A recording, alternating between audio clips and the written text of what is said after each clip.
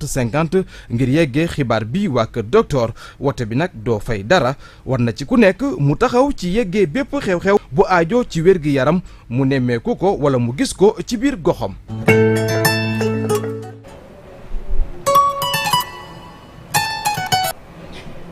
mi ngoog ami internet ñu daal di dellu si ci plateau bu émission Midi King émission digg bëccëg bi mu mel ni nag 12 heures passées de 35 minutes ci la ñuy daal di dalal suñu ganu bés bi Sanu Dione comme na ma leen ko junjee woon sànq ca ndoxteel ba rek nekkoon fii député ci assemblée nationale honorable ñu ngi lay nuyu di la wax dal ak jàmm ci kër gi. merci Koura jërëjëf di la ziar si julli bi nga génn. yaag monsieur Diack vraiment di leen ñaanal yàlla ñu julli ko ay ati at allahumma amin di ñaan yàlla rek Sénégal moom sutura yàgg fi amiin sutura boo ko amee rek am nga lépp ci àddina te donc say collègues les techniciens ñëpp di ñaanal Sénégal daal yàlla def fi jàmm bu yàgg amiin jàmm ju sax dak en tout cas di la wax ne jërëjëfati encore une fois ginnaaw invitation bi nga xamante ne rek daal di nga ñëw wuyu si ko alors Abdoulaye doonatul ku ñuy présenté ci file ci biir Sénégal ci langue politique bi nag rawatina alors ma bàyyi la rek ngeen wëyal. voilà honorable ginnaaw bu ñu la nuyoo ñu ngi lay sant gërëm la ci invitation bi nga ñëw wuyu si ñu fii nii nga xam ne moom moo nekk Presse Afrique rawatina ci émission bu am solo bi ñu tuddee presse wala ñu émission bi ñu tuddee Midi King alors dañ koy dooree rek ak tournée njiitu réew bi jamono bi ñuy àddoo ñu teewlu njiitu réew bi mu nga foofu noonu nga xam ne moom moo nekk bët gànnaaru réew mi ngir amal fa rek ab tournée économique alors. tournée économique la wala visite de courtoisie la en tout cas ñu bëri jàpp nañ ne sax au-delà de cette tournée économique c'est plutôt une tournée politique lan mooy sa analyse par rapport ak doxu nemmeeku bi nga xamante ne njiitu réew bi jamono bi tàmbali na ko tey mu war a jeex ni ki ëllëg. waaw merci beaucoup question bu pertinente la d'abord pour wax ne fii suma kër la c'est kër la vraiment. moi je suis natif de Bentali. ok donc fii laa footballé fii laa màggee fii laa yare donc fii moom suma kër la. dëgg la donc di am plaisir ñëw. tournée économique bon Sénégal nag chance bi mooy tant que débat nga am rek sant suñu borom. xam nga c'est une tournée économique. contenu bi rek moo am solo. tournée politique tournée économique tout est politique dans la vie. On peut dire que c'est une politique économique. Et puis en vérité boo xoolee le projet. Pastef li ci ëpp solo boo koy dégg souveraineté nan lay wax. Tout le monde est conscient des potentialités yi am vers le nord. dañoo concentré wu trop ci or ci pétrole ci yooyu te loolu revenu bi ñëwagul léegi c'est que ay at la boo xoolee sax on pense aux générations futures par rapport à ce qui s'est passé mais tey le premier pilier du régime mooy l'autosuffisance alimentaire. li ñu am vers le nord. dundal na Afrique maanaam am na aménagement bu ñu bu xam ne dañ ko raté on n'a pas pu faire un très bon aménagement de nos terres. ressources yi waroon a am yëpp am na sax benn usine bu ñuy dem di ko inaugurer. parce que Sénégal bi soble bi commencé yàqu dañoo commencé. te àddina amatul mbalit. gis nga usine de transformation bi nga xam ne. day jël soble bu yàqu bi di ko def en poudre mu nekk genre condiment yooyu. nu ngeen koy tuddee saf-safal yooyu. pour te dire que ne deuxièmement dafa am fu ñu jëm. dans l'aménagement de nos terres muy compagnie sucrière. muy li jëm ci autosuffisance en riz. donc ñu gis ne foofu suuf si am na yoo xam ne nag dama koy tuddee diplomatie intérieure. xam nga dañuy waxtaanee ci CRD yi. pour yenn correction yi nga xam ne les terres de Mbane gis nga fi ci amoon. gis nañu aussi que dans le Fouta. dans les Dande Mayo gis nañu aménagement yi ñu fa doon def yëpp. président nag bi ñu toogee waxtaan nee na effectivement ñu lay defal ay rapport baax na mais dem gisal sa bopp xam ko te yàlla def nag muy un paysan aussi ku xam mbay la ku xam affaire suuf la. il préfère dem à l'encontre des populations di leen ko wax loo xam ne sous-préfet wax ko ki mu bokkal parti sax wax ko parce que xam nga yooyu day nekk écoute yoo xam ne. mais loolu est-ce que du doon gën mu taal wotoom jaar ci yoon bi ba àgg fa mu jëm su ko defee mu gis yenn ci jafe-jafe yu askan wi dund ko mu jël roppalaanam naaw tiim ñëpp ba fa mu war a jëm mu àgg wàcc. waaw baax na ci nag dafa am yoo xam ne dafa am looy tiim gis ko. waaw am looy romb gis ko. am looy romb gis ko. am loolu lay wax. waaw président la lépp ngay boole. am na ñoo xam ne aussi da nga koy sóoraale gisanteeg président bi contact humain boobu. aussi soxla nañ ko. surtout. au-delà même de l'aspect économique am na l'aspect humain même au-delà politique am na ñu ko voté. yoo xam ne tey voté sa président toog 1 an 2 ans 5 ans gisoo ko loolu aussi yooyu ci la bokk. c'est-à-dire il y a tout un ensemble.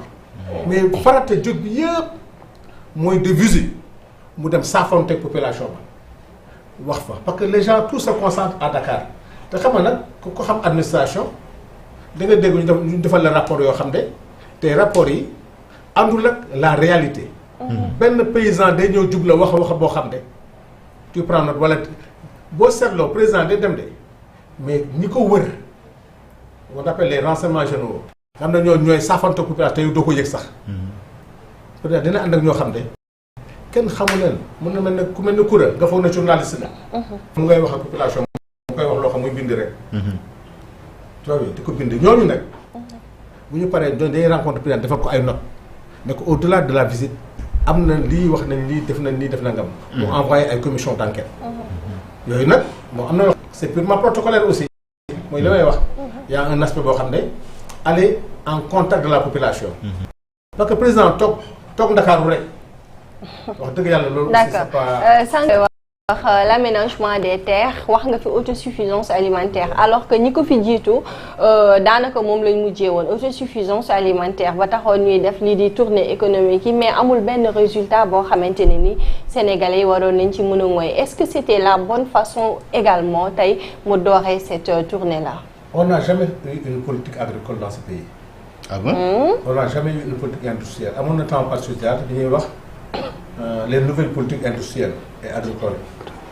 Mais en tant que politique agricole, les bases d'une politique agricole, d'abord l'aménagement des terres, l'accès à la terre, les semences, les engrais, aussi les prix aux producteurs.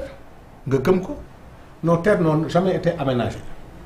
Ça nous donne ngay jël jox ko mbaan jox ko benn nit et puis en vérité tant que ñun nos politiques dañ ko mës a yemal ci les 2 mois de pluie ça n'a jamais été une politique agricole.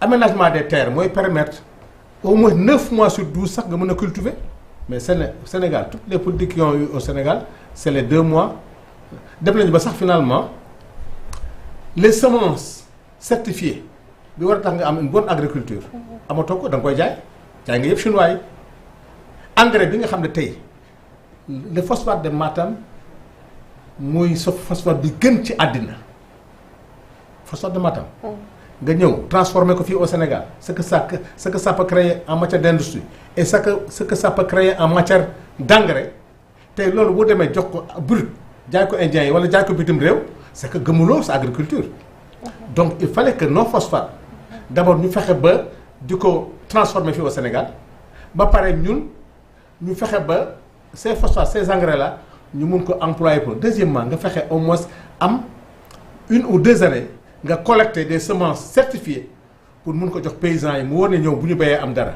mais amuloo semence certifiée aménager woo les terres phosphate bi nga war a def en engrais defuloo ko ku la wax ne day def nangam. deuxièmement la preuve pour la relance de l'industrie mooy gerte bi nga am sànqam ne moom lañ tubaab bi bàyyee gerte bi da nga ko jaay brut au chinois.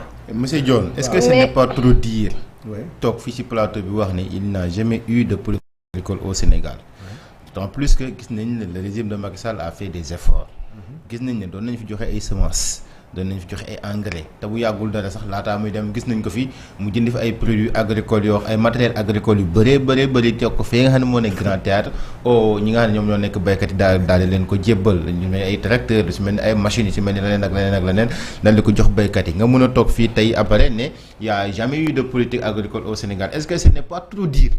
c'est pas trop dire parce que ñoom ñoo ko wax. naka lañ ko waxee ak fan lañ ko waxee. Cissé Lo. Cissé Lo bokkatul si ñoom. non bi mu koy wax. ci ñoom la bokkoon nekk député de la CEDEAO.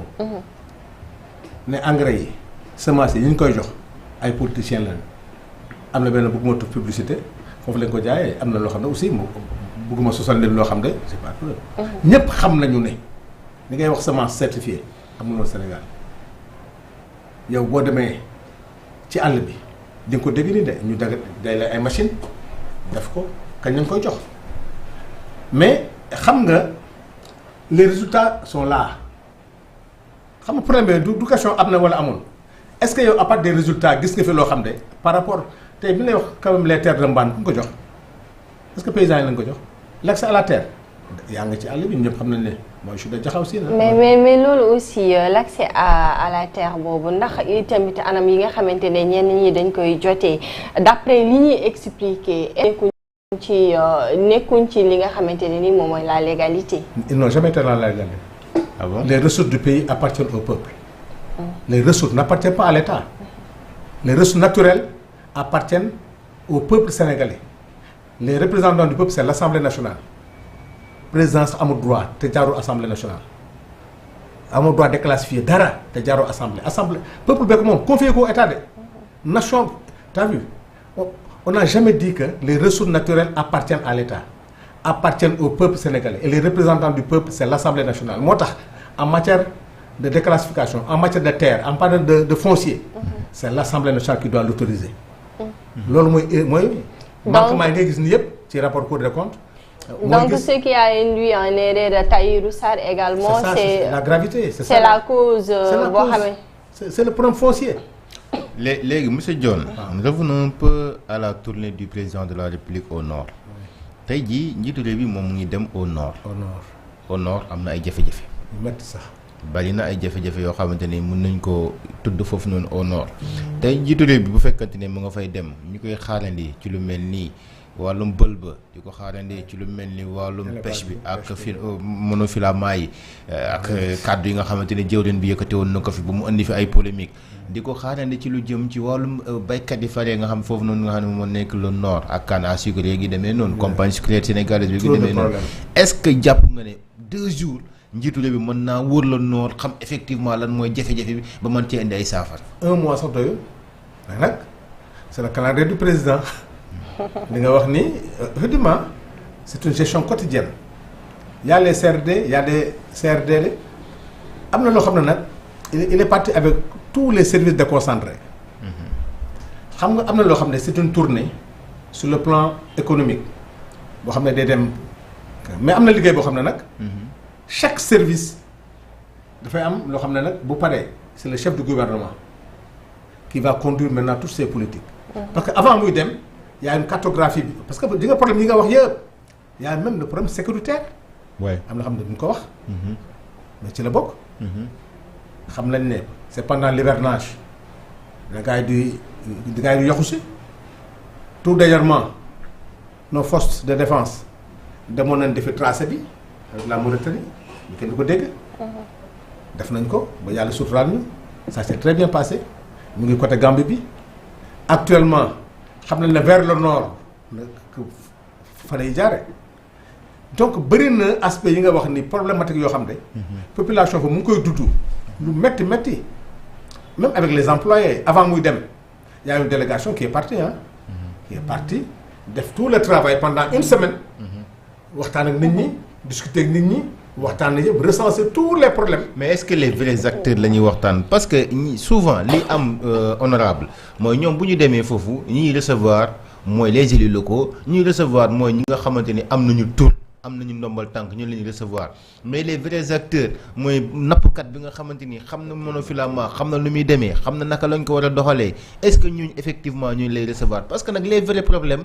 vrais acteurs ñoom ñoo ko mën a joxe pas ñi nga xamante ni ñoom la ñu tuddee les élus locaux. d'autant que fustigé woon nañ fi mooy kàddu yi nga xamante ne ministre bi yëkkati woon na ko ministre de la pêche ndax booy seet nappkat yu bari meroon nañ ci jamono jooju. les monofilament. waaw mais nañu wax dëgg samay mbokk nañu man liggéey naa ci suma 2 ans assemblée yëpp maa ngi ñoom la woon les monofilament il faut ñu d'accord c'est pas bon. c'est pas bon nag. mais xëy na nu mu ko waxee. c'est-à-dire ñoom bañuñu mais ni mu ko waxee mënoo xëy rek dafay jógee. voilà le problème qu'on a au Sénégal.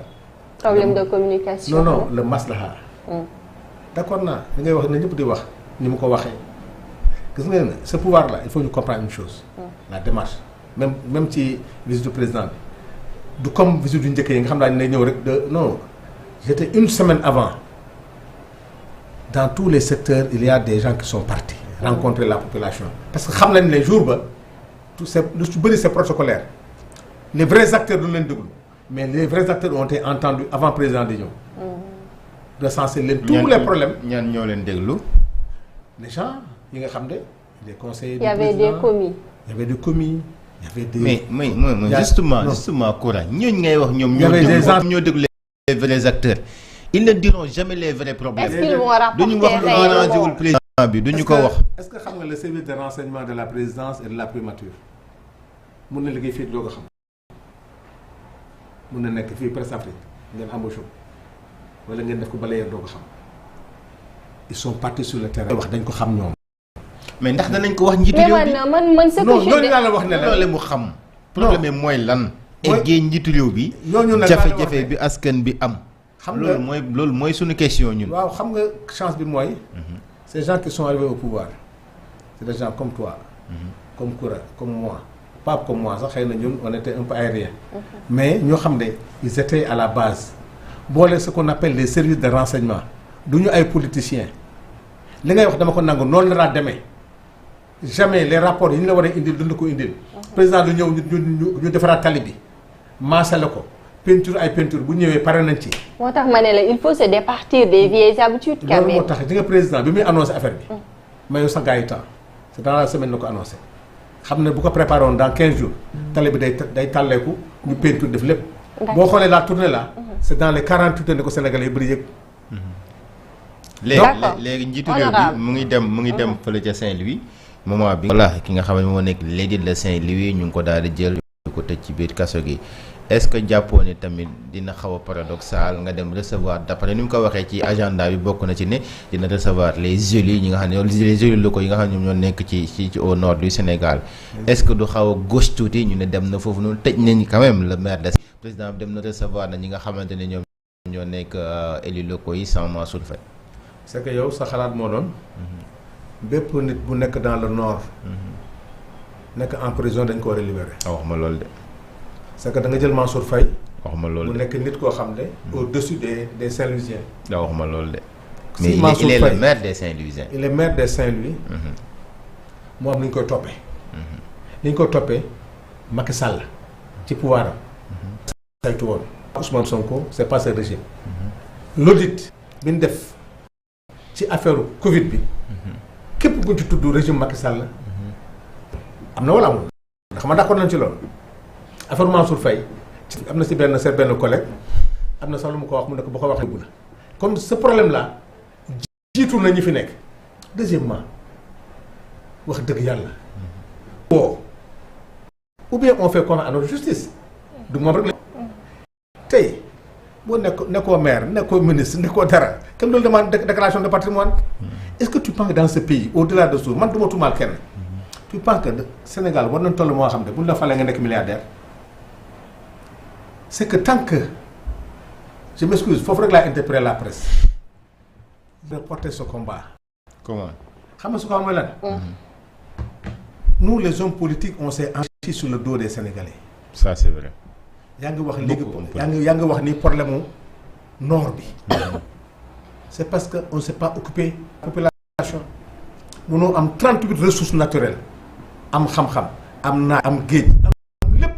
ñu naan le Sénégal est appauvri parmi les pays les plus pauvres quand même du monde. te nga am lépp loo war a am. parce que lan la parce que politiciens yi yaakaar nañ ne ku ñu fal say mbokk di sabaru di feccu nekk milliardaire yow ngay xëy di wàcc suba ngoon di def journée continue sa salaire ci ngay passe ci ngay añ ci ngay reer alors que y a quelqu'un parce que les tey mën a jënd dëkk bi mu dëkk yépp mën a am ay multimilliards mën a am ay fermes yoo xam ne mais je dis que tant que ñun on n'a pas de dénoncer l'enrichissement insolent des hommes politiques gars yi dañu ko dee nax parce que qu'est-ce que Mansour Faye la venue du président de la République à voir avec un Mansour Faye. D'accord léegi. il a son premier adjoint qui est là-bas. léegi bu mbirum Mansour Faye weesoo est-ce que vous ne croyez pas que honorable amoon na leneen loo xamante ne moom moo gënoon jàmp moom moo gënoon urgente wala leneen loo xamante ne waroon nañ ko mën a régler ba Sénégalais yëpp au moins mu wàññi li nga xamante ne nii moom mooy seen coono jamono yi que organiser benn tournée économique parce que bu fekkente ne jafe-jafe rek la du la noor rek moom moo impacté wu. xam nga lu ñu def ndax tout tamit da ngeen làq le président dafa làqatu ci mbir mi rek situation bi dem defi tournée bi. non yow ñu ngi Casamance ñu ngi Thiès ñu ngi les gens sont partout moom Mabouba ministre de l'agriculture il est partout Birame Souleye ministre des mines suba ngoon mu ngi ci àll bi Abass Fall ministre du travail il est avec le monde du travail le ministre du sport mu ngi ci. mais taxul solution am les Sénégalais ba tey gisaguñu. gis nga wax léegi gis na léegi. le premier acte qui a freiné l'Afrique mal gouvernance c'est le premier acte nañuy dajale fii suñu xaalis bu ñu paree fay ko suñu salaire dénk la ko ñu natt boo ko lekkee du ne fenn. dama ne li tardel Afrique nos dirigeants nous ont appauvris. li ñu am ci alal dañ ko séddoo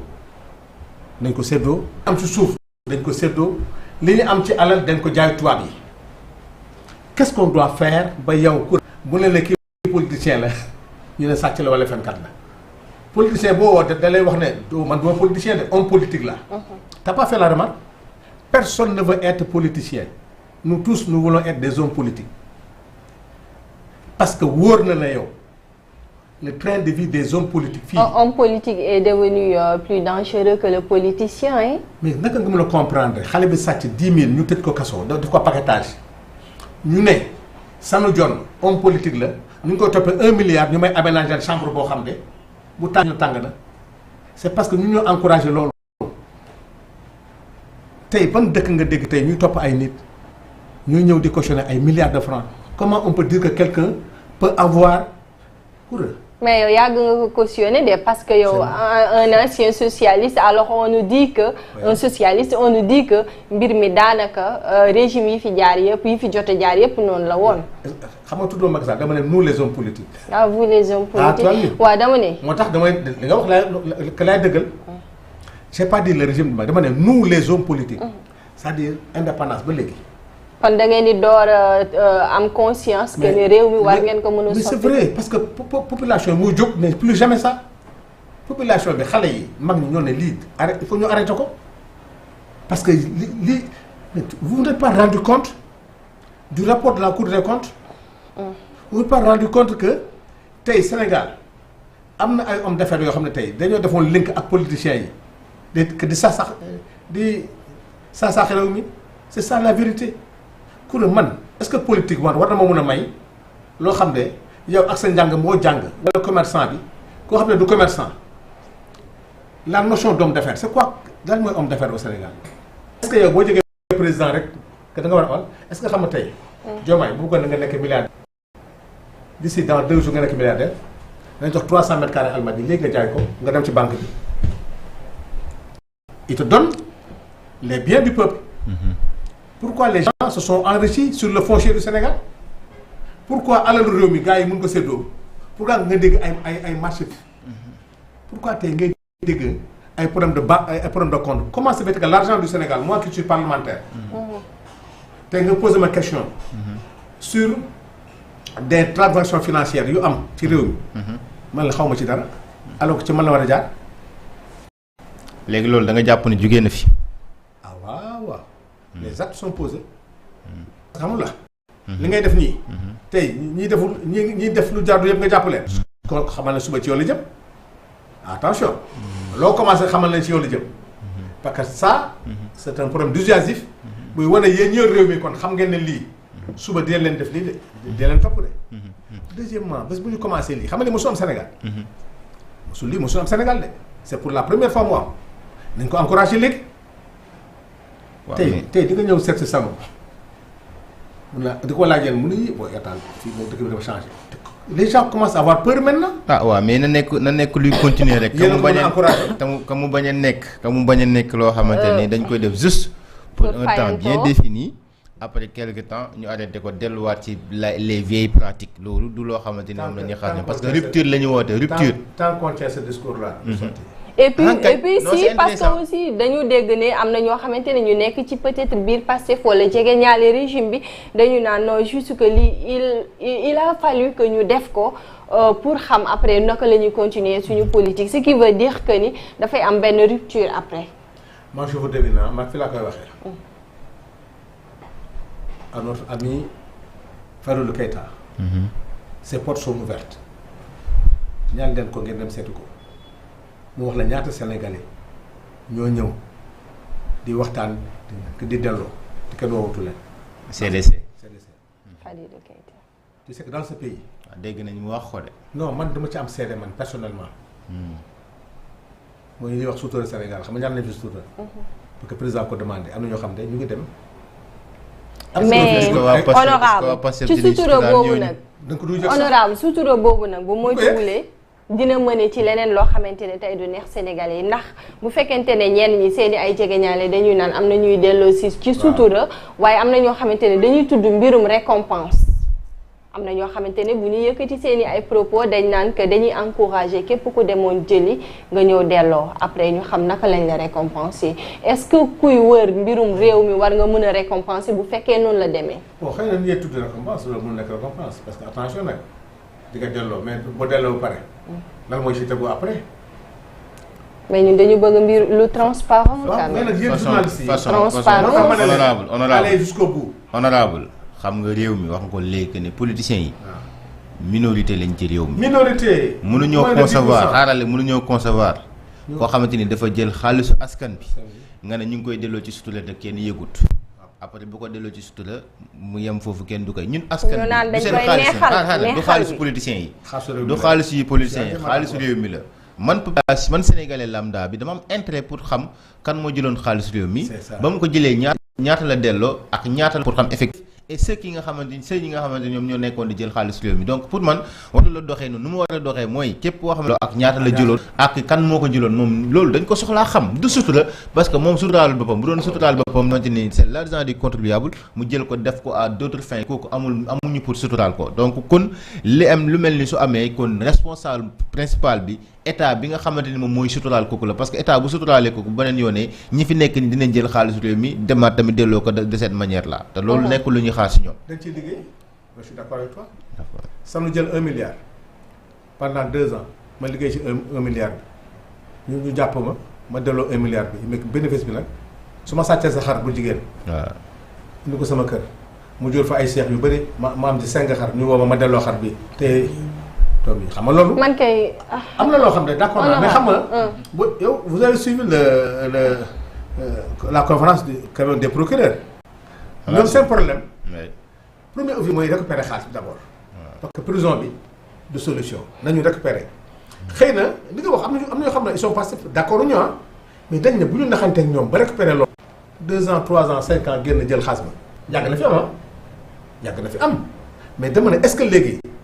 les avis sont partagés mais kenn xamul après nag qu'est-ce qui va suivre après mais c'est vrai que li nga wax les gens ont besoin de savoir kan moo jël suñu xaalis ak kan na ko jël ak ñaata na jël ak ñaata na delloo xëy na yéen ak seen liggéey ak seen investigation mu ngi am mais la stratégie du ministre de la justice des procureurs mooy seen premier objectif mooy naka nañu naxante ba récupérer xaalis ba pare.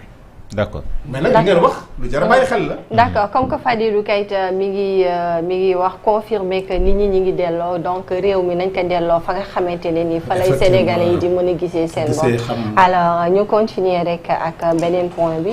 voilà docteur honorable Sanu Dione ñu gis que ne fan yi yaa ngi woon ci dialogue national bi ñu ngi léegi suivre ci dialogue national bi dialogue bi nag daal nañ ko clôturer alors lan la ñu mën a xaarandi ci conclusion yi dialogue yi est-ce que du mel ni conclusion yu assise de la justice parce que gis nañ assise amoon na fi bi njiitu réew mi ñëwee toog bi assise yi amee ñu ko jébbalee conclusion yi daanaka lu mat attaque ni ñu jël conclusion yi daal di ko ranger dans les tiroirs est-ce que dialogue bi ak xaalis bu ñu ci dépense yëpp énergie bu ñu ci dépense yëpp du mel noonu. ah c'est vrai xam nga nag toujours dañu koy répété ah Sénégal dafa am lu baaxoo. am na sax ku wax ne tous les pays africains là. seen politique yëpp tey bu ñu soxlaa benn projet day ñëw Sénégal rek ubbi tiroir yi rek jël yóbbu. ça veut dire que ñun en matière de réflexion de séminaire nous sommes les meilleurs. mais bu ñu paree rek dugg ci tiroir yi toog yenn pays yow jël ko moo tax chaque fois vous avez tendance. di poser la question est-ce que du mel ni comme yu njëkk ya je suis d'accord. assises yi ñoom ñoo ko def. parce que théoriser rek de waaye pratiquement. waaw mooy ce que vous dites là c'est la pratique sénégalaise. mais nag dafa am notion boo xam ne da nga ciy jàpp ba gis leneen mooy jub bi jubal jubbanti bi mooy li nga wax. est-ce que lii daan am est-ce que loolu mooy continuer yàgg nañ def dialogue ah. yàgg nañ def ay assises. mais cette fois-ci mooy résumé dialogue bi dafa am lu am ci dialogue bi sénégalais yi xamuñu ko ba léegi. muy lan. boo daan ñëw ci dialogue. pouvoir ak opposition ñooy xëccoo. pouvoir day def tout pour conserver la conservation du pouvoir. opposition di xeex pour fexe ba am élection yu démocratique transparente. dialogue yu bëri. ay arrangement nga doon. naka laay def ba dugal ci code électoral bi loo xam ne. jag du bokk. kuréel du bokk. Massa Khalifa du bokk Karim. wala ay dispositions yoo xam ne pour yombalal pouvoir bi. la conservation du pouvoir bii rek ce qui a été extraordinaire à ce dialogue. quand on est venu la revendication première boo xam ne journalistes yi société civile politique ñëpp ko doon xeex mooy. ministère de l'intérieur warul organiser élection yi parce que dafa far. xam nga loolu yaa ngi ko dégg. on a manifesté. dem nañu occuper les consulats dem nañu occuper ministère de l'intérieur. yàgg nañu wax ne ministère warul organiser. tout à fait opposition bi ñoom ñoo ko doon wax njëkk. ak société civile. waaw ak société yéen journalistes yi ngeen jàpp ñenn ci société civile bi waaw. ñu ñëw ci dialogue bi. la commission des réformes. ñu ne na opposition non yéen pouvoir commencé nañu. foofu nga siégé woon. waaw ñu ñëw rek ñu ne leen le pouvoir propose Pastef quoi. propose à ce que l'organisation des élections sorte du ministère de l'intérieur. Pastef moo pouvoir ñoo proposé loolu. que.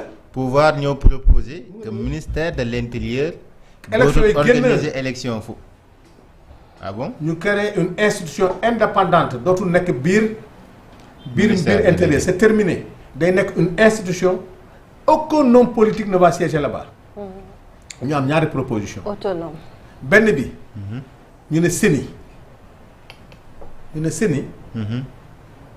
c'est trop chargé parce que dëkk yu ko am yëpp dafa am problème ñu ne nañ def la haute autorité de la gestion des élections buy génn ministre de l'intérieur. fii kii nekkoon fii Aminata Mbengue nekkoon HCCT. au conseil des collectivités. ñu yóbbu leen foofu. mu am nag ñaari branche benn bi ce qu'on appelle conseil de surveillance des élections mu nekk genre Sénat xam ne ñoom ñooy contrôler la légalité et autres. loolu ñenn ñoo ko proposé. le pouvoir. supprimer HCCT. proposé non HCCT supprimer nañ ko non damay immeuble quoi ça de fu ne la rek. c'est-à-dire day génn ak benn boo xam ne DGE. boo xam ne y a un décret boo xam ne en matière électorale.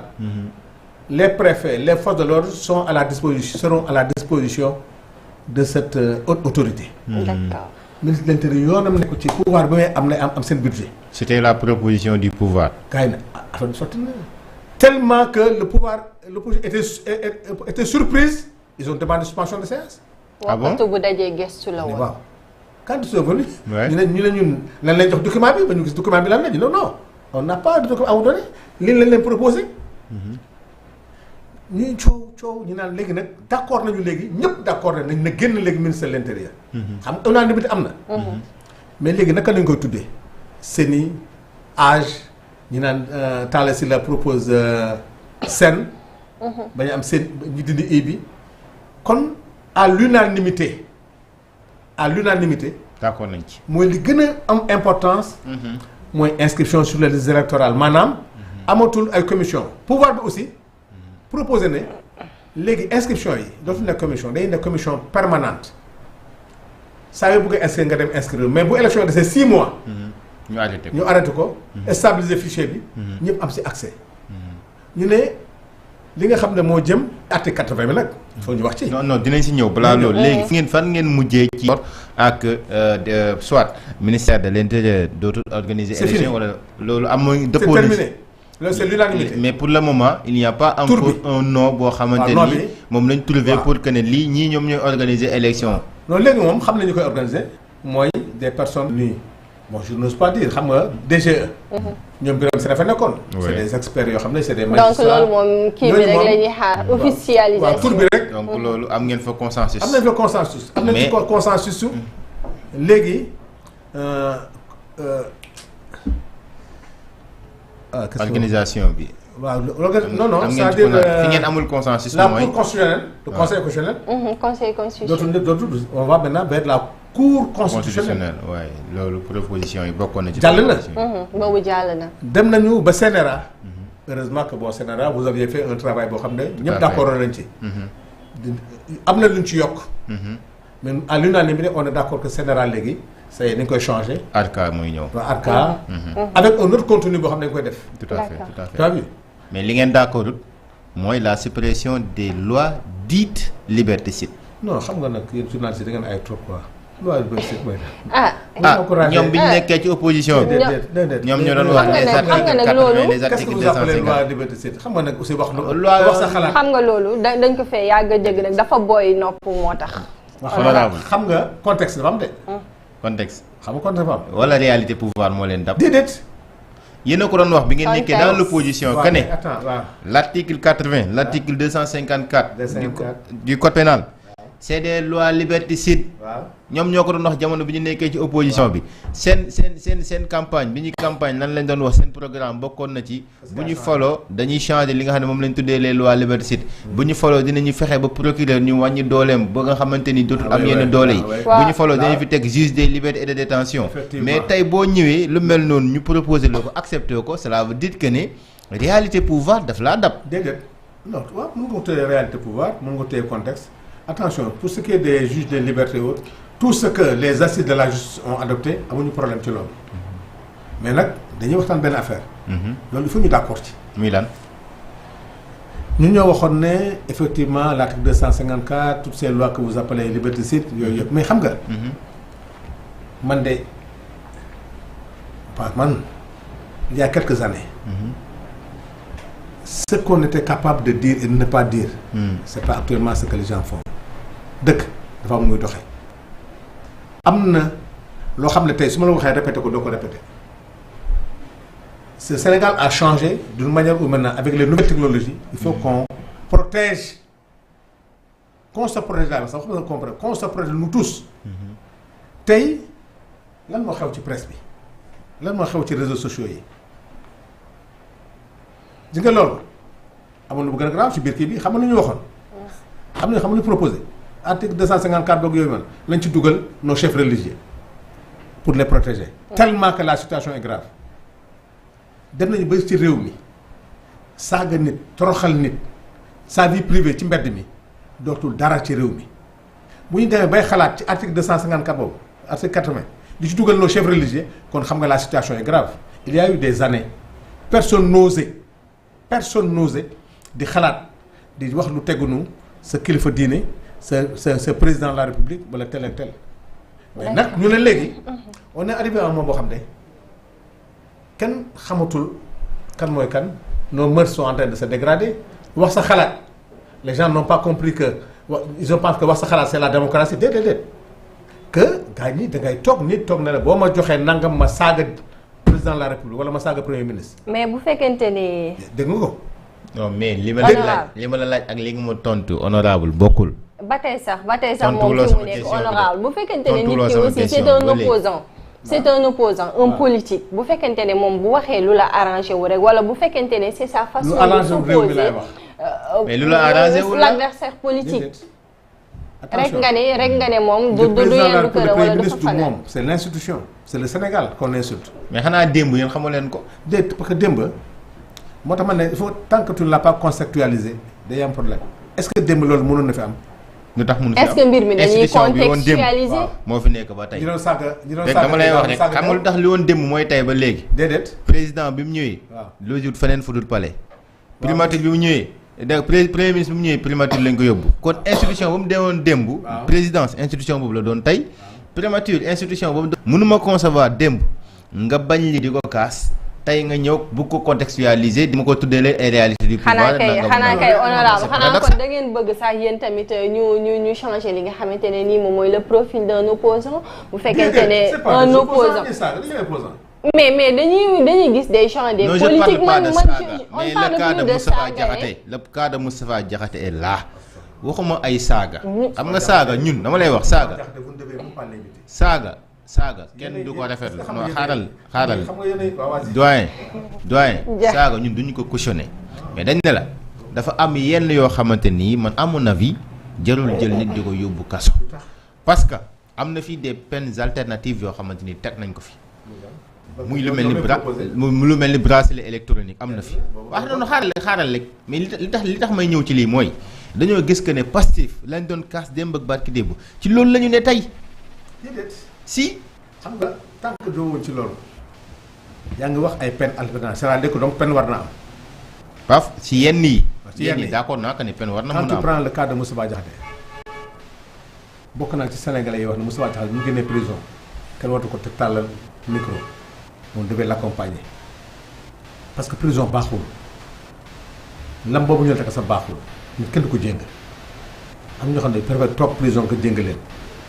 je dis que Moustapha Diakhaté on doit moom comme Kamou Azoura yi c'est des gens qu'on doit pas tendre le micro dans toutes mes émissions j'ai dit que Moustapha Diakhaté ku ko tàllal micro yaa ko tooñ c'est quelqu'un qu'on doit accompagner parce que. lu tax xanaa da ngeen jàpp que. non prison day yàq ne Moustapha Diakhaté boo deful nag maa mos a wax ci fii. kon li muy wax tayu ko xanaa. non nga bëgg tayatu ko Moustapha Diakhaté day gën a wax yoo xam ne. nga dégg mu tudd yaayu Ousmane Sonko nga dégg mu tudd le prophète nga dégg muy wax Serigne si nga dégg man maa ne buñ ko joxee micro man suma xarit la dina wax loo xam ne suba dina ko defar c'est que c'est des gens yoo xam ne prison c'est-à-dire baaxul ci ñoom Moustapha Diakhaté naka mën a comme déranger le pouvoir Moustapha Diakhaté koñ bi ma dëkk sax kër gi ma dëkk sax bu demee élection ñu gagné ko c'est pas nit la am na xalaatam di ko wax mais yenn kàddu yi Moustapha koy wax wóor na ma yéen ñëmu leen ko wax. Ousmane Sonko Diomaye y a une réalité boo xam ne yéen tant que jël leen ko en compte xam mooy lan. mooy lan. les gens en ont contre Ousmane Sonko pas contre Diomaye muy réalité bu dëgg. parce que Ousmane Sonko a mis fin à une façon de faire de la politique au Sénégal parce que politique enrichissement la woon fen la woon wax lu dëgg def nangam toog muy dox la woon. kon da leen a gindi instant yi da leen a gindi yóbbu à la retraite. Ousmane Sonko débat bi gën a terre à terre ñu naan le président warul toog ànd ak premier ministre di dox ci tapis ban protocole moo ko bind ci àddina Macky Sall boo génnee ñu ngi génne image yi qu'est-ce que ça veut dire on confond ay. mais lan moo tax mënu leen nangu ne moom xalaatam la rek loolu xalaatam la wax c'est-à-dire. non ñu ko wax amul problème il suffit allez-y corriger ko rek. déedéet non loolu amul problème loolu c'est normal.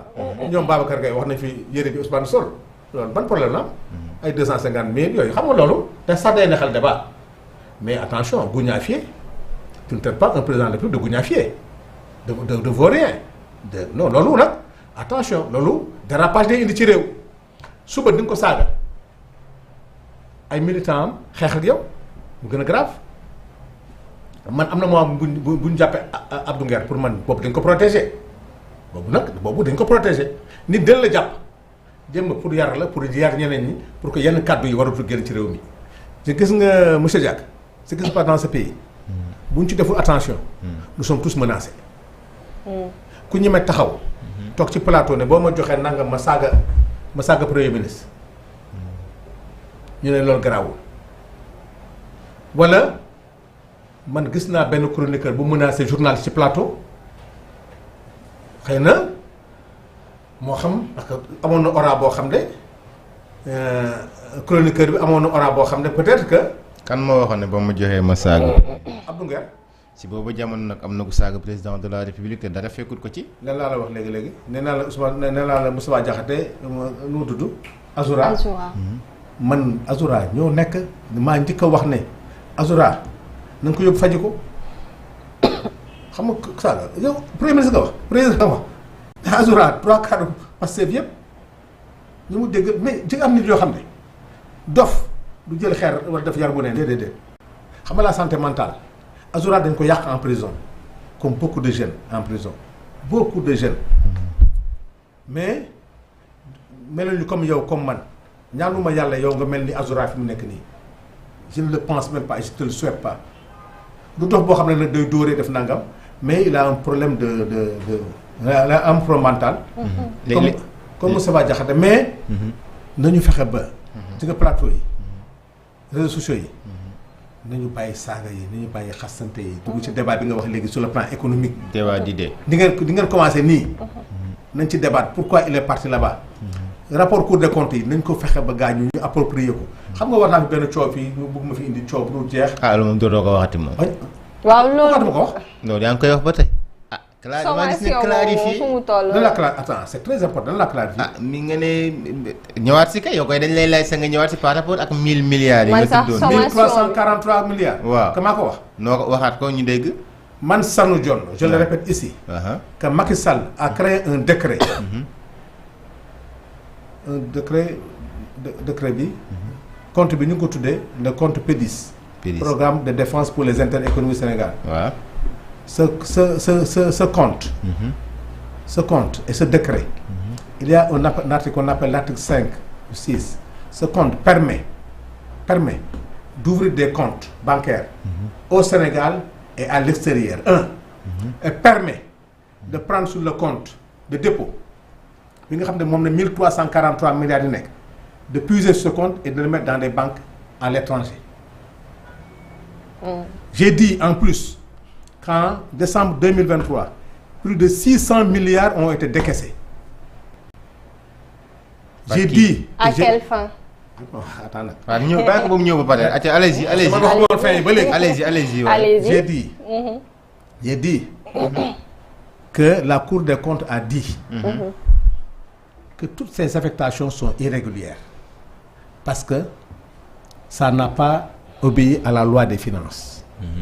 Man Sanu Dione parlementaire gëm naa ne xaas bu jaarul assemblée nationale xaas boobu xaasu luubal la parce que assemblée nationale rek mooy autorisé gouvernement président de la république mu dem lebi damay lebi temps wala boo lebee pare nga ñëwaat ma dugal ko ci. te boo ko ci dugal quand on m'a envoyé la sommation xam nga sommation bi lan la. c'était deux précisions rek la woon. parce que boo lire journal bi même sommation bi revue de presse nag attention bokkul ak li ñu bind. ñun xam nañ loolu bu baax. non seen liggéey la yéenay jaay seen journal waaye saa ma ko waxee man ma sama li may jaay sama journal mais ku lire journal bi di nga xam ne man ci biir sommation bi dañ ma laaj ne ma est-ce que man maa wax ne Macky dafa ubbi benn compte je parle même de décret xam nga kon ñoom d'accord nañ ci notion de décret bi. mais Sénégalais yi on pensé que ne dama ne Macky Sall. compte bi dañ ci bind turu Macky Sall xam nga loolu nag beneen affaire la bokkul ak Macky Sall compte bu ñu fekk turu Macky Sall xam nga loolu dootu nekk affaire état. D'accord. Donc j'ai précisé que mooy bu ne sanu précise je précise ce que le journal dit. Il a ouvert un compte par décret et le compte s'appelle PEDIS. Je confirme que il y a en décembre 2023 il y a plus de 600 milliards de décaissements. Je confirme effectivement qu'il y a la responsabilité du président de la République. Et ces 600 milliards ci turam la nekk. Et ces 600 milliards et poussière loolu moom à quelle fin fu mu dugg. wala loolu nag beneen débat la boo xam ne man xamul tax boobu du ma si sori. Ousmane Sonko en 2019 vraiment bëggoon naa jël jox leen archives yi ngeen xool ko ak suma yëpp Ousmane Sonko en 2019 l'Assemblée avait posé ce problème de compte. ba laajte ndax compte bi. ndax est-ce que compte boobu sax dugaluñ ko à la présidence mu nekk ay fonds secrets parce que ce compte je vais vous faire une révélation ici. Laquelle? Le décret. allez-y. décret bi créé compte bi. gisuñu ko ba léegi. gisagoo leen. ah yéen saytu leen décret bi dem leen assemblée nationale ngeen xool archive. bind leen archive nationale ngeen leen dañoo bëgg gis compte bi. am compte moom ngi ci cour des comptes. cour des comptes wax na ko 2017 je sais pas mu ngi sama auto mais daa leen ko envoyé lépp je vais vous envoyer tout. d'accord. ngeen vérifier décret bi. bon man heureusement quand j'ai répondu ils ont compris que ne j'ai pas dit que ne ci turu Macky Sall la mais ñun on a voulu aller au fond mooy li nga wax 600 milliards yooyu. à quelle fin est-ce que compte yooyu bi nekk ci décret bi am na benn jour observateur génne fii ay compte yu bëri. kenn attaqué wu leen de est-ce que compte à l'extérieur boobu nekk ci décret bi compte boobu kan compte la est-ce que 1343 milliards yi. comment ça a été utilisé man ni ma ñëw seet yi pour waxtaan certains m'ont dit que c'est sensible. Pourquoi c'est sensible ñu ne ma man ko man li ma jaaxal mooy ça s'appelle le programme pour la défense des intérêts économiques du Sénégal. beneen bi waaw PDS beneen mu ngi tudd cap gouvernement. cap gouvernement mooy 1343 milliards mais leen ñu ne ma bon xaalis boobu c'est estampillé secret défense man assemblée nationale la mën a ñëw assemblée nationale la. boo demee assemblée nationale dama leen jox numéro assemblée nationale archive ngeen woo leen nga leen da ngeen bëgg xam nga décret lu ko nëbb moom parce que dañ ko republier journal officiel.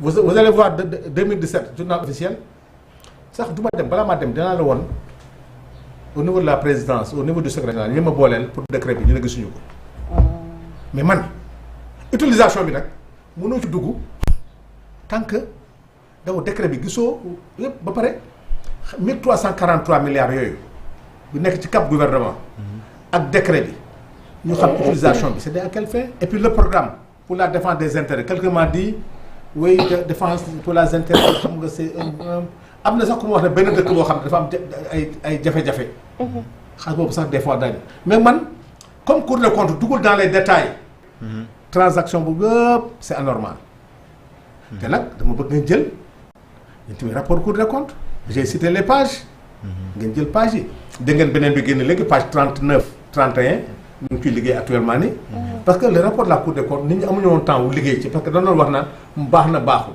bi ñu xamee ne baax na ba pare nag vous allez voir les scandales démb lire nga l'Observateur li mu bind ci page ci Cour des comptes yooyu saytu leen ko moo tax ma li ma wax nii ah non man je vais articuler procès hein. D'accord en tout cas ñun bëgg nañ nga gën a creuser ñu xam réellement li. ah non ma creuser dans les prochains jours. ça man dinaa leen defal la primeur. D'accord fii laa koy waxee. fii laay génnee. ah bon li ngeen soxla parce que yéen a ko laaj. D'accord waaw 1300 milliards. comment ça a été utilisé. les 600 milliards qu'on a déboursé en décembre.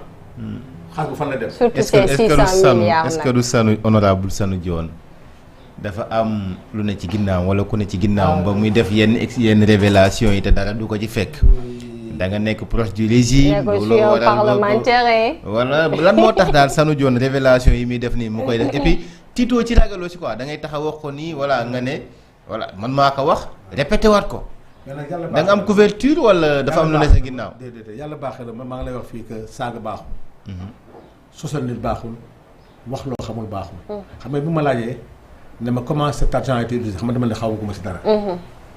pour le moment waaw. mais dama la wax rek li nga xam ne yow waroon nga ko mën a wax parce que mu ngi si rapport Cour des comptes. D'accord beneen bi li nga wax nii wax nañ ma ko way Ousmane Sonko moo ko jox non coïncidence mun naa am Ousmane Sonko l'a posé à l'Assemblée ma waatal leen Ousmane Sonko bi ma koy def bi ma koy wax gisuma ko dégguma ko après sax man ay door am information yi ne moom waxoon na ko 2019 li tax ma ñeme ko wax lépp lu ma wax. dama basé wu ci document boo xam ne des fois sax am nañu document yoo xam ne ñemoo ko wax parce que document bi c'est pas publié tey su ma ko waxoon tey su may indee preuve bi soustraction de document lay doon mais man am na lu ma xam tey suba tey bu mu daan procès. kenn mënu ma tere wax loolu. mais tey comme que procès amul. et pour man aussi ma bañ a wax loo xam ne soustraction de document la. D'accord. je préfère me limiter. ce que la Cour des comptes a dit. mais du ma saaga nit du ma sosal nit doo dégg mukk ci plateau ma wax lenn. mais Macky Sall leen laa ci xam en matière de gestion de ce pays pour man gëm naa ne il a échoué. d'accord léegi Diack ñu jël en compte li nga xamante ni rek moom mooy waxtu bi ñu jàll ci li nga xamante ne aussi jur na fi coow muy l'achat des véhicules pour les parlementaires les députés fan yëpp yéen a ngi dégg coow li man balaa ma tontu. Presse Afrique am na oto. yow est-ce que amoon nga oto sax. je vais poser benn question rek. donc ñoo pare que invité du poser question journaliste. mais man information rek laa bëgg. suñu génnee dinañ la wax suñu génnee. da ñoo bëgg a jox oto. war ngeen mën a am oto bu ñuy réformer oto yi. mën nga ñëw man je peux proposer au président de l'Assemblée bu ñuy même au gouvernement bu ñuy réformer oto. bu ñuy réformer oto ñu permettre leen. mais ngeen jënd ko. d'accord assemblée. tey ça fera plaisir lii sama assemblée tey oto yi nga xam ne dañu ko doon réformer chaque année. sànq bu defee 11e am oto 12e am oto 13e. mën nañu fexe ne boo xasee am oto bi ci topp bu ñu jaayee personnel ba pare mën a yéene ñu jaay ko. ñu jaay ñeneen Lisa mi ngi lay dégg. d'accord waaw léegi par rapport ak oto yi. dafa jur coow. parce que démb ñu ngi dégg honorable député Thierno Alassane Sall mu ngi ci ñëwaat bi mu doon jàkkaarloo ak sunu naataango Chérif Dia di dikkaat ci li nga xam ne moom moo nekk oto yi que ne ñoom indemnité 900000 moom jot ko moom moo ko gënal sax jot oto d'après bu ñu comprendre li nga xamante ni moom la wax. est-ce que ci Sénégal tey wax nga ko léegi que ne bokk na ci dëkk yu gën a ndóol ci àdduna ñu mën a concevoir certes que ne ab député war na mën a am waay boo xamante ni mën a permettre mu mën a amal liggéeyam est-ce que mën nañ comprendre jamono bi ci Sénégal ay député yoo xamante ni dañ leen di utal ay oto yoo xamante ni dañ koy jënd à coût de 50 et quelques millions est-ce que loolu xel mën a nangu la ci réew mi ñu toll nii. xam nga waxuma sax lu xel mën a nangu des fois damay am kersa dama waroon a xool nii léegi pour jox leen ko. quand on parle d'un véhicule d'un député c'est que Sénégal moo bëgg a dugg ci affaire misérabilisme li nga sol nii jekk na rafet na ñemoo ko duggee assemblée nationale li nga sol nii ñemoo ko duggee assemblée pourtant mais la fu nga takk karawaat daa nga sol yëf te sa salaire amul fenn fu ñu bind ne nag ci war a def na nga am un député est-ce qu'il doit habiter à Dakar un député est-ce qu'il doit habiter dans une capitale départementale man fi sama yaay juddoo mu ngi tudd Mad Goria à Ndiébène su yàlla defoon ma dëkk fa yàlla def ma député dama jël charrette laay jël ba Ndiébène su ma fekkee horaire bi dem dama jël cag-cag mu yóbbu ma Diya wala Jaxaw ma jël fa horaire ñëw je ne dois pas habiter à Dakar parce que je suis un député donc saa yi ma pare dama war a ñibbiwaat. session bi minuit lay jeex 10 heures lay commencer 0 minute jeex minuit à minuit dama jëlaat taxi loué ko parce que nag gare routière yi fermé na minuit laay loué oto delluwaat suma village foo xam de ay sareet ak nangam heure bu may yegg sax 3 heures du matin 4 heures du matin jot kooku sax mooy fii ki dëkk Saraya ki dëkk Bignona moom laa la bëggoon woon nga xam ne la mission d'un parlementaire c'est l'évaluation des politiques publiques et contrôle tey ñoom Bakary Diédhiou demoon ci zircon bi amoon à Bignona tey war a dem foofu ak lan dañuy luy oto bi fa demee ñoom ak ngam armée moo leen protégé parce que ils sont en Casamance gis nga jeunes yu dugg kii dem Saraya ñuy dem di revoir di dem ci mine yi di dem Matam dem fu nekk ce parlementaire c'est-à-dire pour mu def mission boobu ak lan la koy defee day luwee oto 900000 bi ñuy wax mais attends le président El Malick a rendu service au peuple sénégalais parce que alal réew mi la day sakkanal man bi mu fay nekk j'avais 900000 par mois année bi ça m'a fait sama mandat ça m'a fait 54 millions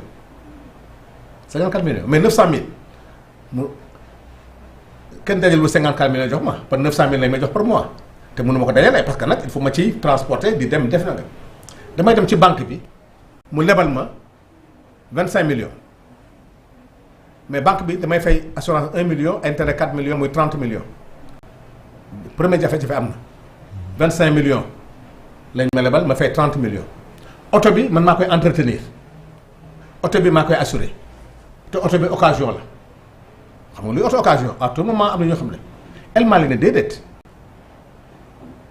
li ma fekk assemblée mooy mandat bu jekk dañuy jëndal député yi oto bu defee 5 ans avec l'administration oto bu defee 5 ans da nga koy réformer ñu jaay ko franc symbolique aux députés mu ne déedéet yéen li ma fekk ngeen def 900 su ma dajalee seen 900 millions yëpp pour seen mandat ça me fera 54 millions man mun naa am oto yoo xam ne ça me fera moins de 54 millions yéen du ngeen ci fay intérêt yéen oto yi du ngeen ko entretenir te dinaa négocier même bu dee 1 an d'assurance du ngeen ko fay je vais chercher benn concessionnaire boo xam ne man du ma ko fay en une année mun naa ko fay en 2 ans en 3 ans en 4 ans oto bi nga waroon yow li ma la waroon revenir à 54 millions ça va revenir à l'assemblée moins de mun na toll sa 40 millions 35 millions c'est-à-dire mun na nekk moins de ça l'assemblée gagne sur le prix des véhicules sur l'indemnité assemblée dafa am garage bi c'est des milliards de francs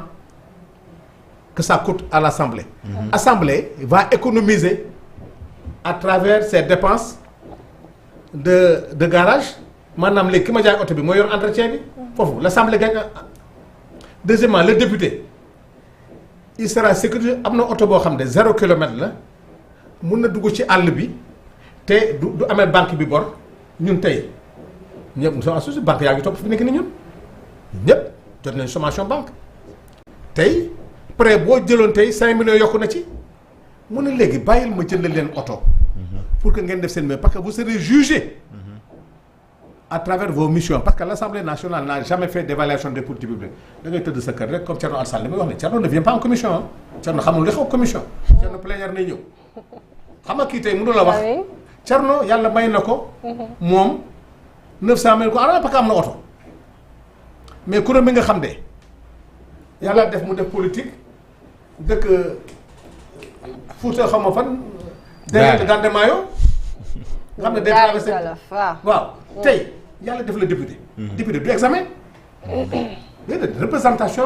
on a mission de représentation tey yàlla def la nga nekk député xëy na am na beneen liggéey boo doon liggéey da nga doon béy wala doon def nangam tey foo jëlee oto mais ay député yu wàcc ci taxi oto bi man pour man oto bi du problème le problème mooy coût bi ñu koy jëndee le montant c'est-à-dire ku nekk d'accord na ci ne oto député lu mu war a mën a am la parce que mënuloo dëkk ci àll ba war a ñëw liggéey si te ñi ne yow ñi ngay liggéey ñuy askan bi te askan bi sax bu duñ la gisee di la yërëm man loolu d'accord ma ci mais dama ne la oto bi bu fekkente ne am na à quel prix c'est-à-dire mënul ma d'accord ci un pays comme le Sénégal ñu naan ab député dañ koy wutal oto boo xamante ni peut-être mën na jël une 50aine de millions loolu en réalité quand même c'est un montant exorbitant xam nga la coût de véhicule nag gars yi ñooy wax rek xam nga nee naa la man 54 millions man du xaalisu assemblée sama xaalis la c'est pas l'argent de l'assemblée ah xam nga dégg nga Thierno Alassane dañ jox ko 900 millions moo ko gën est-ce que xam nga am député yoo xam ne nii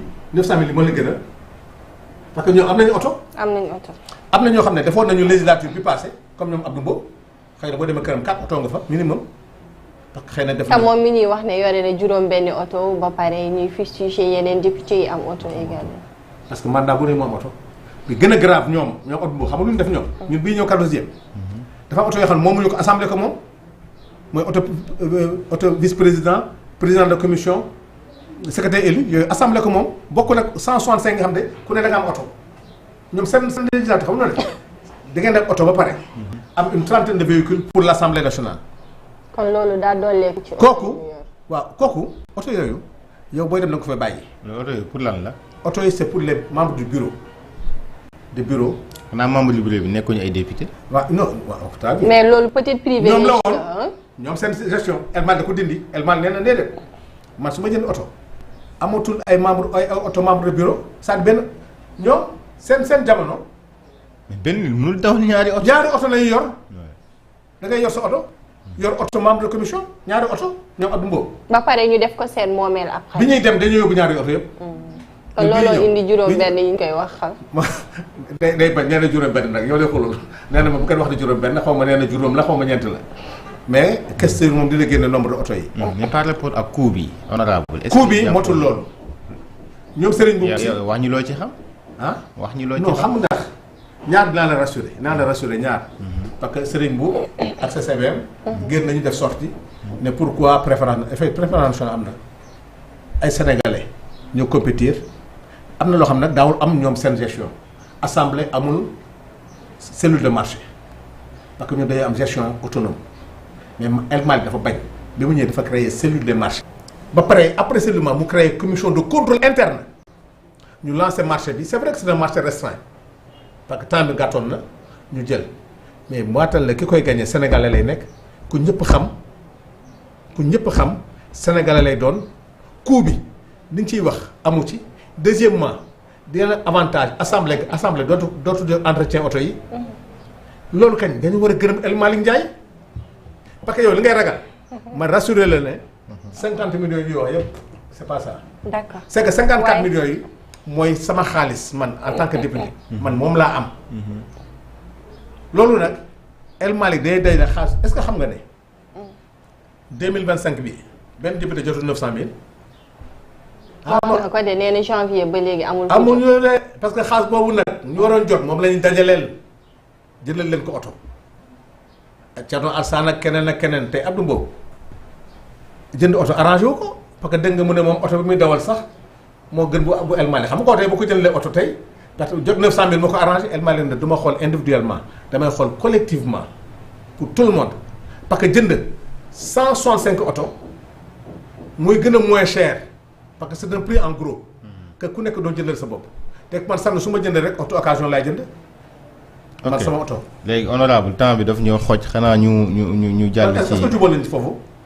non wax nga sa xalaat rek. déedéet non attends li nga xalaat nga ñu wax rek li nga ci xam rek. li nga ci xam rek nga ñu wax.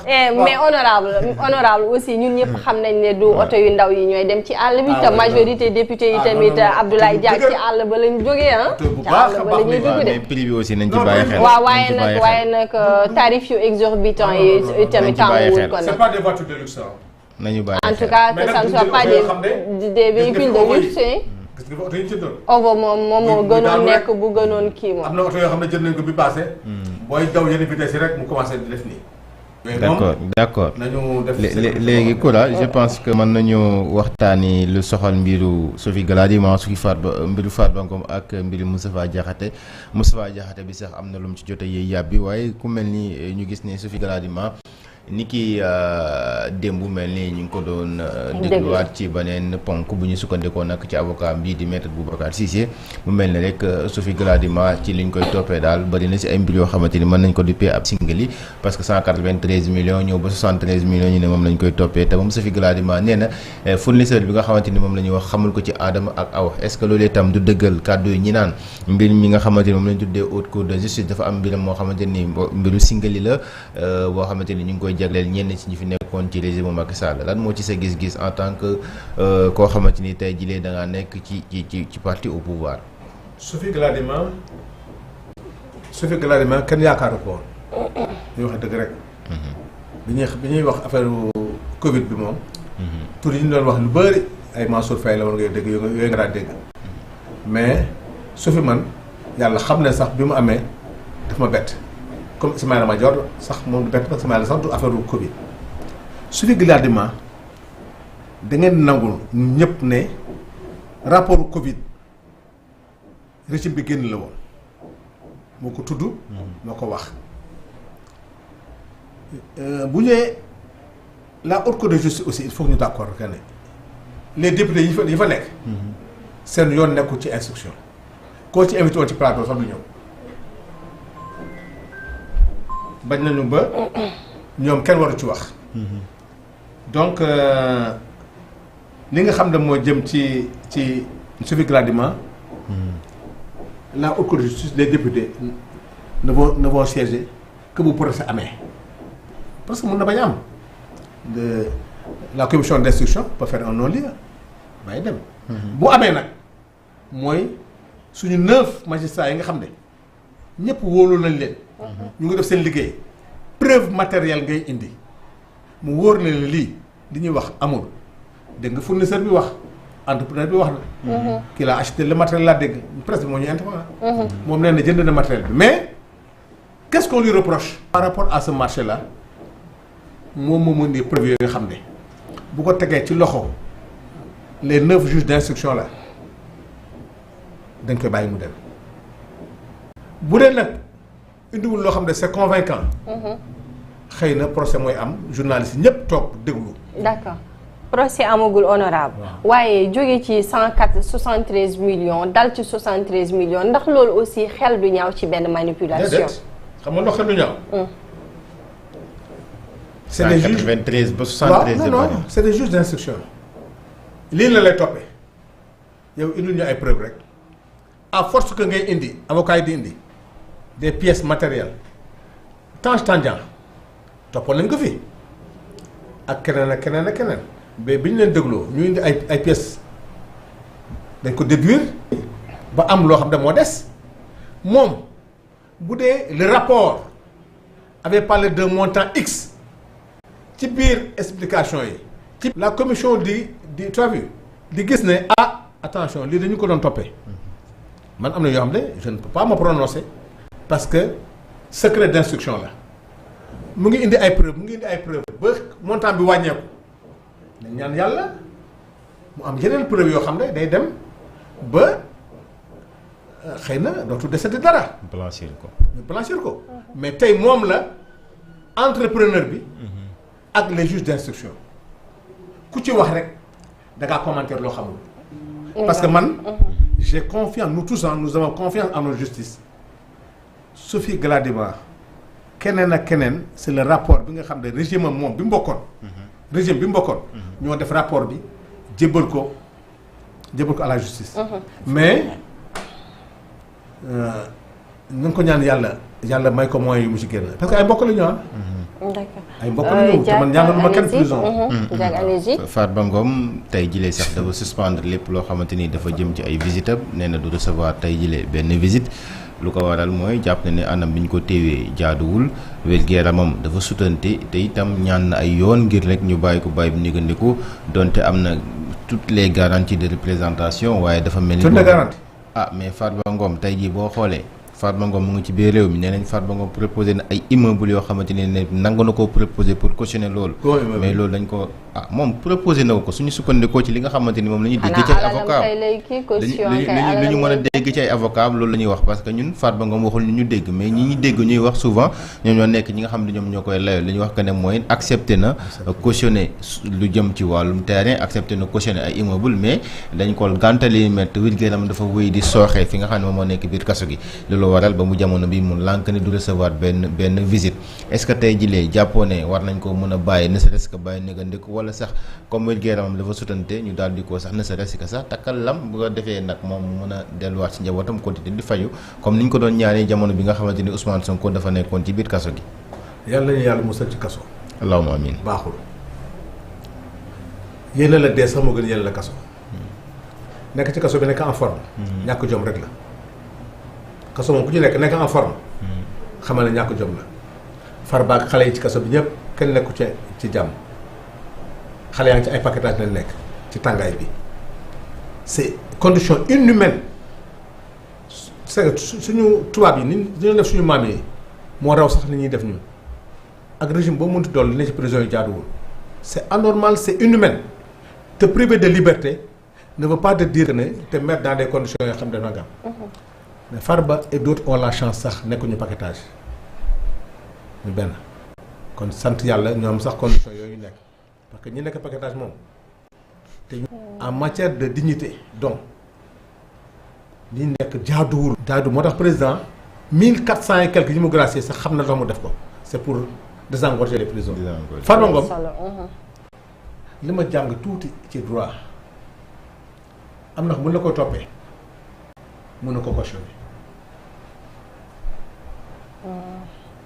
xam nga yaa ngi wax ay immeuble yaa ngi wax ay suuf yaa ngi wax nangam tey bu dee loolu lañ ko toppee tey loolu xëy na bu ko cautionné nga état bi day bañ ba état ma jum sax la justice va dire non yow leen la lay toppee. état bi day bañ quoi état mooy non bañ. non bu jël la soso da ngeen kaaw titre lu rëy lapsus la Ndiaye. allez-y n'est-ce pas que tu vas pas titre non ça du tout allez-y. non dama juum. je précise. ok c'est pas l'état ouais, et puis la justice c'est l'état hein. Mais c'est la justice mooy xool ne. kii li ñu koy toppee loolu bu ko cautionné. loolu musiba am na. loolu moo tax ma yaakaar ne Farba li ñu koy toppee buñ ko nanguwul xëy na état bi dafa yaakaar ne loolu moo ko moom. parce que problème foncier dégg nañ ko ci. problème le patrimoine bâti dégg nañ ko ci. donc xaalis boo xam ne aussi transaction financière xam ne CENTIF moo ko génne donc man daal xam na bëgg journaliste yi def. ñu accompagner la justice dans cette épreuve jamais vue au Sénégal sur la réduction des comptes. Honorable voilà journaliste yi accompagner leen ñi ngi def suñu devoir ñi ngi def suñu wareef des na enquête du leen bu baax a baax. xam nañ ne doo leen mës a am satisfaction te ñun suñu bopp sax amaguñu ko moo tax dinañ woyal liggéey bi waaye honorable sànq ba léegi nag sama naataangoo buy wax rek danaan la yéen buy wax waxi nguur gi danaan la yéen jënd nga carte membre Pastef wala jënd nga. c'est que Pastef dafa am ñaari ñëpp ay patriotes nañu d'abord. Tous sont des patriotes ah. Pastef bu Ousmane Sonko. Pastef bu Sonko. Moi je suis pas militant de Pastef je suis de la coalition Pastef. xam nga dafa am coalition. waay. coalition Pastef. ñoom Aïda Mbodj. coalition Diomaye.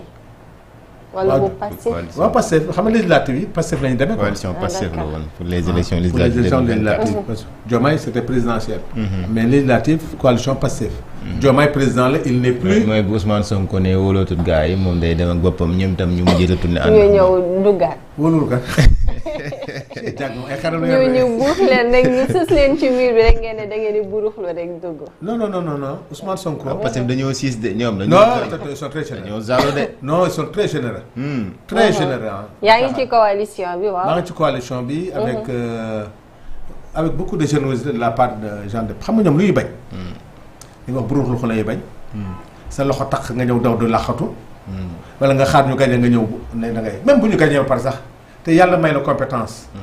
nga mun a liggéey pour réew mi mais ci nga bokk. dégg nga ma ne ñu ay patriotes lañu. on peut être des patriotes sans pour être du parti Pastef. les journalistes c'est des patriotes parce que tey Pastef fu mu yegg tey surtout la presse en ligne il a beaucoup travaillé xam na ko de. su ma li mu gëmee la presse en ligne sax gëmoo ko presse traditionnelle. dañ tegg seen loxo nag ci kaw presse bi. ñoom dañoo xool ba tey presse asphyxié ba tey presse ñu bu ngi baax a xooj baax de. a baax. dañ koy organiser waaw léegi kër gu màggee nag les socialistes diggante Barthélémy Diaz Khalifa Sall mag nga de te xam naa ni yaa ngi dox tànki jéego wala. tànki jàmm waaw doon naa ci dox lu bëri ci Khalifa Sall. parce que dama gëm ne il est artisan de la victoire. on est conseiller municipal on a été député tey ñu ngi ci régime bi di liggéey mais seytaane fu mu xëy yor nga dugg. man de gëm naa ne bu ñu ma déggaloon dès le début lii yëpp du am mais nag ànd moom day am ay hauts ay bas lépp lu ma ci mën a dox pour Khalifa Sall je précise bien pour Khalifa Sall. pour Khalifa et pour Barth. non Barth je ne parle pas. lu tax. parce que bokkuñu gis-gis. bokkuñu gëm-gëm. taxawal na mouvement politique am na. waaw maa ko fi ñu ko wax ñu saaga ma. bi ma koy wax ci législative bi ñu may saaga. xam nga xool naa ko. waaw ne woon naa il n'est pas parti au nom de Taxawu Sénégal il est parti au nom de. d'un mouvement. qui s'appelle Sénégal bi ñu bokk. waaw déggoon ci naa investiture yi mu liquidé waa Taxawu Sénégal yëpp def ay nitam man leen musiba dina am tu ne peux pas être avec Khalifa Sall muy kilifa ñëpp ngay dem élection mu war a nekk tête de liste nationale yow nga nekk tête de liste nationale Khalifa dem toog këram Khalifa bokkul donc ça a été une erreur ma leen bu leen ko def baaxul Barth man dama koy nangul son ambition parce que nag tey tere nit am ambition da nga koy tooñ mais sur le plan stratégique des na la politique a changé. borom Dakar. waaw mais xam nga donc da nga bokk ci ñi jàpp que ni moom fukk am na fukk mais amut peut-être des idées pour pouvoir maintenir. waaw non c'est que tant que comprendre son mouvement. tant que comme non c'est trop de partis au Sénégal trop même trop de partis te partis gars yi na lay nax rek bu génne xaalis fii fesal kaar yi gars yi ñëw élection ñëw nga am 0 voix. ah mobilisé na nag. en réalité. ma ne mobilisé na de bi muy lancé parti bi mobilisé. yow booy jugé élection ci mobilisation wala ci élection ngay jugé. ah parce que honorable mobilisation en réalité lan nga jàpp que ni tey ñoom ñaar mooy seen différent lan moo indi seen fissure bi parce que yàgg nga ak ñoom peut-être. man xam nga li xew. li ma gëm mooy Barth dafa xaw a yàkkamti.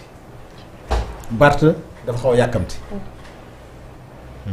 te boo nekkee ci mbooloo bu la nit wax sa bopp yow xamal sa bopp ba pare man fii laa dëkk je suis dans la commune de bu ñëwoon tey naan ma sanu yaa moom biscuiterie boo damay war ay dóor la su ma génnee 1 million 2 millions teg ko ci taabal bi damay def conférence carte yi dina fees dama booy ku ne 5000 carte lay fees su lañ ko on fait mais ku nekk xam nga li nga mën ak loo mënul taxawu Sénégal rek en tant que taxawu Sénégal dem nañu élection gis dem taxaw Sénégal Abba génn na Barthélemy génn na. Babacar Diop génn na. la LD. trois quarts ba dem nañu. loolu yëpp tey taxaw Sénégal boobu rek gis nga doole li mu doon peser. tey boo ko bëggee def ay morceau nga ne da ngay créer parti foo ko teg. parti habite dans une commune boo xam ne wóor na la en matière d'électorat c'est pas ça. c'est pas les parcelles c'est pas Grand Dakar c'est pas Grand Yoff c'est pas la Médina da ngay xool d'abord yow sa base électorale. qu'est-ce que ça pèse d'abord parce que nit ki nag ku nga falu fi nga dëkk ngay commencer xam il faut faire cette analyse. La commune de Barth. maire de Sacré-Cœur. ne pèse pas sur le plan électoral ku la créé loo parti fii ndax xeexkat nga jàmbaar nga jotu wala loolu dara. on va vers des grands ensembles. D'accord. c'est les grands ensembles. est-ce que mën nañoo xaar bés tamit ñu retrouver wu parce que tamit. loolu laa leen ñaanal et surtout vous ne pensez pas que dafa am. loolu laa d'accord ak yow. la grande famille. socialiste la grande famille libérale. xoolal PDS. honorable vous ne pensez pas que dafa amoon benn tendance wala am na benn influence boo xamante ne nii Babacar Mbengue il a beaucoup joué à ce que peut-être que Khalifa ak Barthélémy Dias xaw a am benn distance bi.